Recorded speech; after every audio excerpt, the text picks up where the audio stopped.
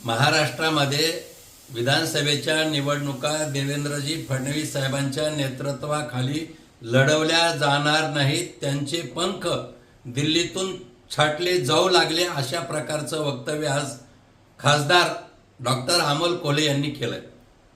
म्हणजे मला हे कळत नाही की अमोल कोल्हेंना दुसऱ्याच्या घरात जाऊन भाकरी का भाजाव्या वाटतात. मला असं वाटतं की राष्ट्रवादी पक्षाचं प्रदेशाध्यक्षपद त्यांना घेण्याचं स्वप्न पडलंय, जयंतराव पाटलाची खुर्ची त्यांना घ्यायची आणि म्हणून शरद पवारांना खुश करण्यासाठी भारतीय जनता पार्टीच्या महाराष्ट्राच्या राजकारणावर, दिल्लीच्या राष्ट्रीय राजकारणावर ते बोलताना दिसतात. एक गोष्ट खरी आहे की स्वतःला चार शब्द चांगले बोलता आलं आणि वक्तव्य करता आलं म्हणजे काही पण बोलायचं, केवळ प्रसिद्धीसाठी आता अमोल कोल्हेंचा खटाटोप सुरू असलेला दिसतो.